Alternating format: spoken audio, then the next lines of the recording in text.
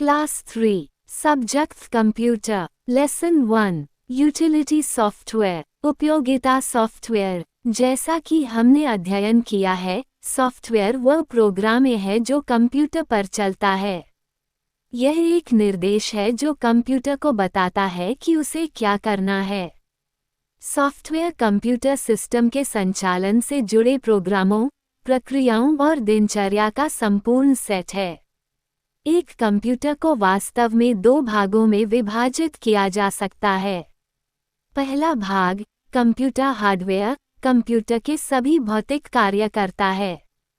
दूसरा भाग, computer software, hardware को बताता है कि क्या करना है और कैसे करना है। यदि आप कंप्यूटर को एक जीवित प्राणी के रूप में सोचें, तो हार्डवेयर वह शरीर होगा जो आंखों से देखना, वस्तुओं को उठाना और फेफड़ों में हवा भरना जैसे काम करता है। सॉफ्टवेयर खुफिया होगा, आंखों के माध्यम से आने वाली छवियों की व्याख्या करेगा, बाहों को वस्तुओं को उठाने का तरीका बताएगा और शरीर को फेफड़ों में हवा भरने के लिए मजबूर करेगा।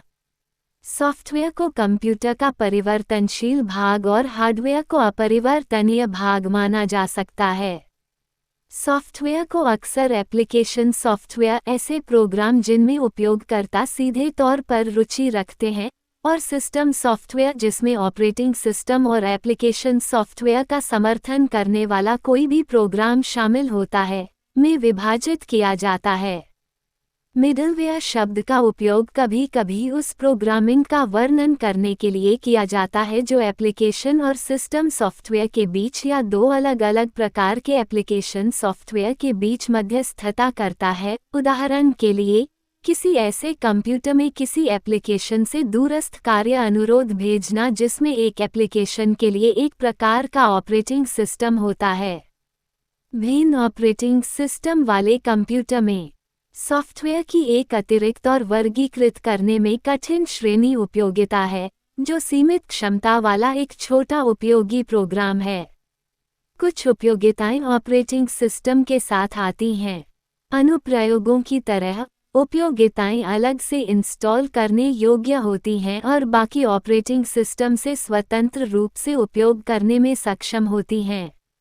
उपयोगिता सॉफ्टवेयर यूटिलिटी प्रोग्राम, जिन्हें आमतौर पर यूटिलिटीज के रूप में जाना जाता है, ऐसे सॉफ्टवेयर प्रोग्राम हैं जो आपके कंप्यूटर में कार्यात्मकता जोड़ते हैं या आपके कंप्यूटर को बेहतर प्रदर्शन करने में मदद करते हैं। इनमें antivirus, backup, disk repair, file प्रबंधन, सुरक्षा और नेटवर्किंग प्रोग्राम शामिल हैं। उपयोगिताएं स्क्रीन सेवर, फ़ॉन्ट और आइकन टूल और डेस्कटॉप एनहांसमेंट जैसे एप्लीकेशन भी कर सकती हैं। कुछ यूटिलिटी प्रोग्राम आपके कंप्यूटर को वायरस या वायरस जैसे अवांछित सॉफ्टवेयर से मुक्त रखने में मदद करते हैं। स्पाईवेयर, जबकि अन्य ऐसी कार्यक्षमता जोड़ते हैं कि आपका कंप्यूटर आपके डेस्कटॉप और उपयोगकर्ता इंटरफेस को खराब कर देता है। सामान्य तौर पर, ऐसे प्रोग्राम जो आपके राउटर को बेहतर बनाने में मदद करते हैं, उन्हें यूटिलिटीज माना जाता है और पानी और बिजली के बिल के विपरीत, कंप्यूटर यूटिलिटीज आपको हर महीने बिल नहीं भेजती हैं। दूसरे शब्दों में, एक प्रोग्राम जो कंप्यूटर, एक एप्लीकेशन या एक विकास वातावरण का उपयोग करने का समर्थन करता है, इसे यूटिलिटीज भी कहा जाता है। यूटिलिटी सॉफ्टवेयर को किसी भी अन्य सॉफ्टवेयर की तरह प्रोग्राम किया जाता है, सिवाय इसके कि यह एक सहायक भूमिका निभाता है। आमतौर पर अपेक्षाकृत छोटे कार्यक्रम, वे विशिष्ट रूप से सीमित संख्या में कार्य करते हैं। यूटिलिटी एक प्रोग्राम है जिसे सिस्टम पर या सिस्टम घटकों पर रखरखाव कार्य करने के लिए डिज़ाइन किया गया है। उपयोगिता पैकेज में निम्नलिखित शामिल हैं: backup, disk defragmenter, disk cleaner, निर्धारित कार्य, एंटीवायरस इत्यादि। बैकअप उपयोगिता विंडोज़ एक्सपी कई सुरक्षा और सुरक्षा उपकरण प्रदान करता है, जिनमें से बैकअप सबसे महत्वपूर्ण उपकरणों में से एक है। कंप्यूटर सुरक्षा विधि जिसके तहत कई डुप्लिकेट डेटा फाइलों को सेकेंडरी स्टोरेज डिवाइस पर संग्रहीत किया जाता है, ऐसी स्थिति में जब कोई भयावह घटना कंप्यूटर की मुख्य फाइल भंडारण प्रणाली को नुकसान पहुंचाती है, बैकअप स्टोर करने की सलाह दी जाती है। आग, चोरी, या अन्य अनियोजित घटना की स्थिति में नुकसान से बचाने के लिए विभिन्न स्थानों पर डेटा फाइलें। सॉफ्टवेयर जो किसी एकल मशीन से या नेटवर्क में चयनित कंप्यूटर से डेटा को द्वितीयक भंडारण माध्यम में कॉपी करता है। बैकअप को आवधिक अंतराल पर शेड्यूल किया जा सकता है या अपडेट होने के ठीक बाद अलग अलग फाइलों का स्वचालित रूप से बैकअप लिया जा सकता है। यह आपको अपने कंप्यूटर पर floppy disk, zip disk, pen drive या CD-ROM पर फाइलों का बैकअप लेने देता है। अपनी फाइलों का बैकअप लेने के लिए नीचे दिए गए चरणों का पालन करें। चरण 1, स्टार्ट बटन पर क्लिक करें और प्रोग्राम विकल्प चुनें। चरण 2, एक्सेसरीज पर क्लिक करें। एक उप मेनू प्रकट होता है। अब सिस्टम टूल्स पर क्लिक करें। एक अन्य उप मेनू दिखाई देगा। चरण 3, अंत में बैकअप पर क्लिक करें। एक बैकअप या पुनर्स्थापना विजार्ड दिखाई देगा। चरण 4, स्वागत पृष्ठ पर नेक्स्ट बटन पर क्लिक करें। चरण 5, बैकअप फाइल्स और सेटिंग रेडियो बटन पर क्लिक करें और फिर से नेक्स्ट बटन पर क्लिक करें। चरण 6, अब बैकअप आइटम का चयन करें। Let me choose what to backup विकल्प पर क्लिक करें और नेक्स्ट बटन पर क्लिक करें। चरण 7, अब चयनित फाइलों, ड्राइव या नेटवर्क डेटा का बैकअप ले पर क्लिक करके फाइलें या फोल्डर चुनें। बाएं फलक में वह फोल्डर चुनें जिसे आप ब्राउज करना चाहते हैं। उस फोल्डर की फाइलें दाएं फलक में दिखाई देती हैं। यह इंगित करने के लिए कि आप उन फाइलों को बैकअप में शामिल करना चाहते हैं, फाइलों के बगल में खाली बॉक्स में एक बार क्लिक करें।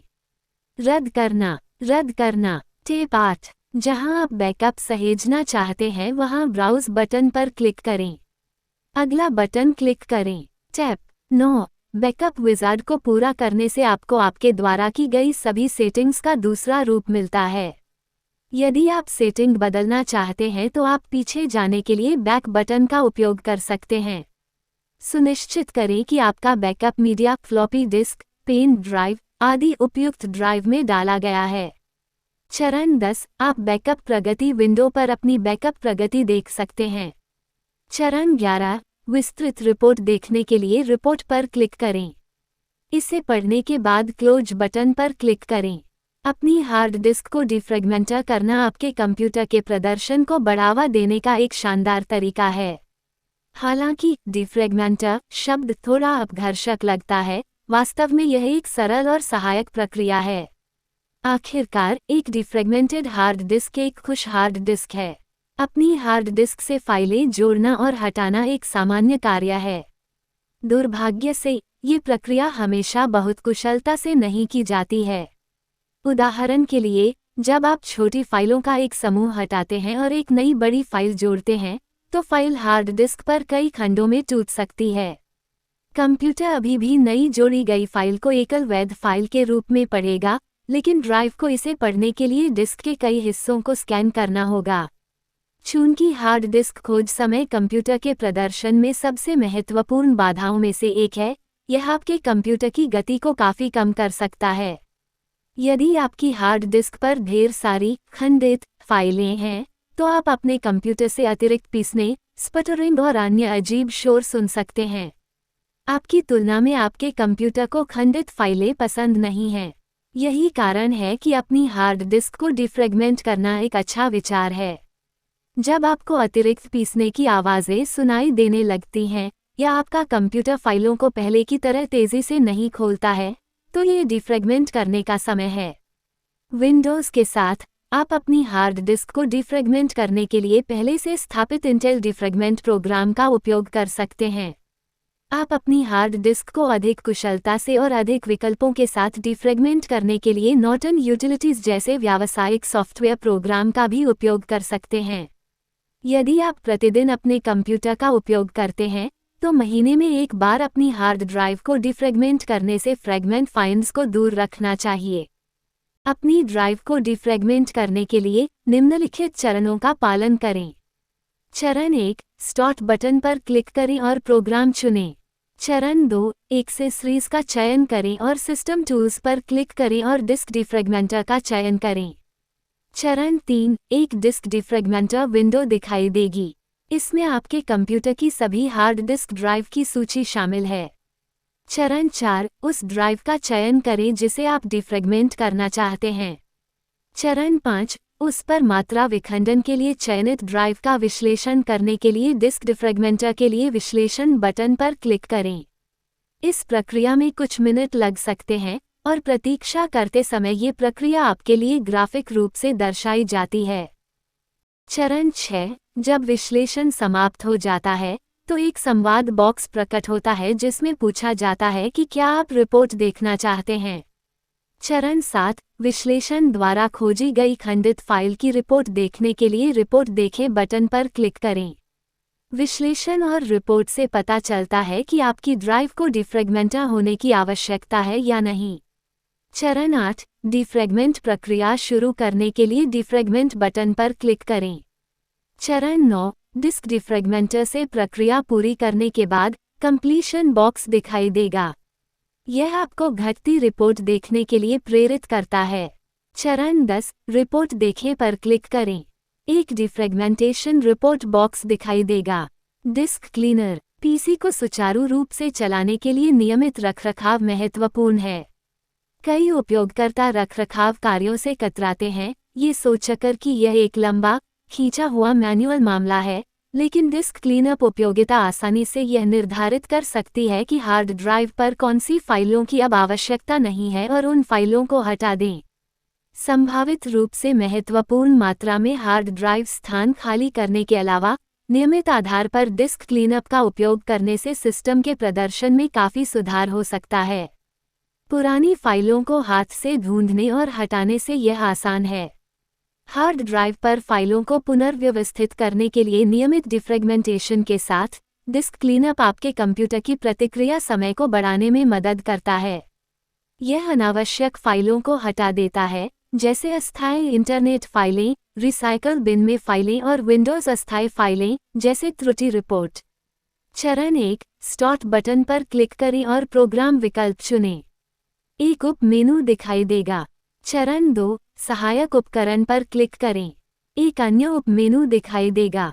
चरण 3, सिस्टम टूल्स का चयन करें और उप मेनू से डिस्क क्लीनअप विकल्प पर क्लिक करें। विंडोज़। चरण 4, उस हार्ड ड्राइव का चयन करने के लिए ड्रॉप डाउन बटन पर क्लिक करें जिससे आप अवांछित फाइलें हटाना चाहते हैं। ड्राइव को सेलेक्ट करने के बाद ओके पर क्लिक करें। इसके बाद डिस्क क्लीनअप फाइलों के लिए निर्दिष्ट ड्राइव को स्कैन करता है। इस प्रक्रिया में कुछ मिनट लग सकते हैं। EP5 डिस्क क्लीनअप द्वारा आपकी ड्राइव को स्कैन करने के बाद यह मिली फाइलों के लिए श्रेणियों की एक सूची प्रस्तुत करता है। प्रत्येक श्रेणी के आगे विंडोज़ दिखाता है कि उस श्रेणी की सभी फाइलें कितनी ड्राइव स्थान लेती हैं।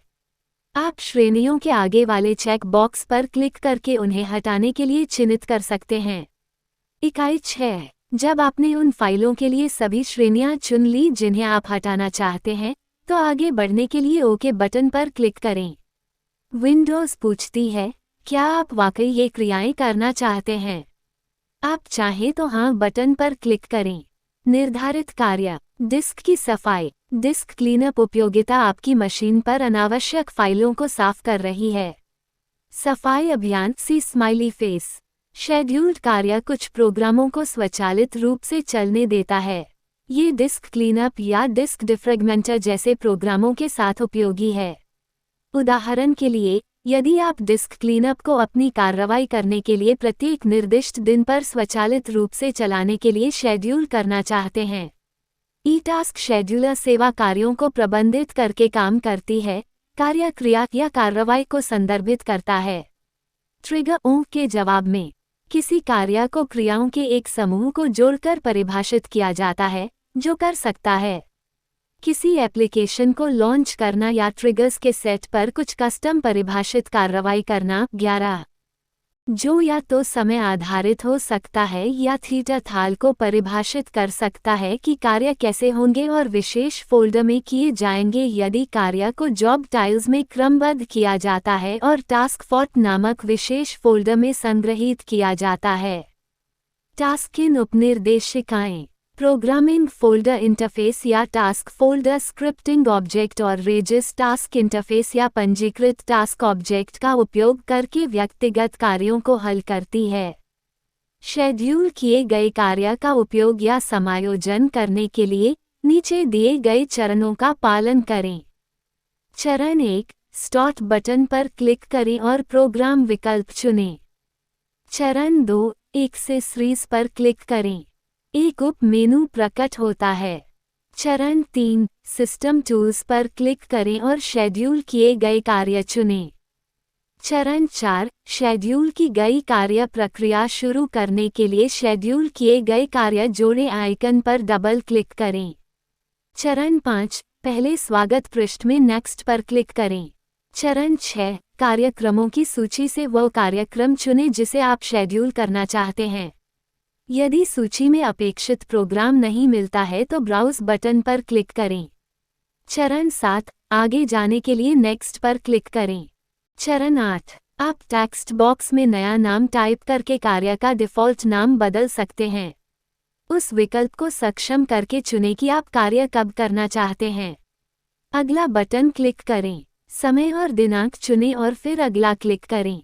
चरण 10, किसी भी कार्य शेड्यूलर को चलाने के लिए आपको उपयोगकर्ता नाम और पासवर्ड दर्ज करना होगा। आवश्यक जानकारी टाइप करें और नेक्स्ट पर क्लिक करें। स्मरणीय बातें। विंडोज़ आपके कंप्यूटर और उसके डेटा की सुरक्षा के लिए विभिन्न उपयोगिता कार्यक्रम प्रदान करता है। बैक सुविधा एक अलग मीडिया में आपके डेटा की एक प्रति बनाती है। डिस्क डिफ्रेगमेंटर प्रोग्राम आपकी फाइलों को व्यवस्थित करता है और मुफ्त स्थान प्रदान करता है। टास्क शेड्यूल आपको किसी भी चयनित प्रोग्राम को स्वचालित रूप से चलाने में मदद करता है।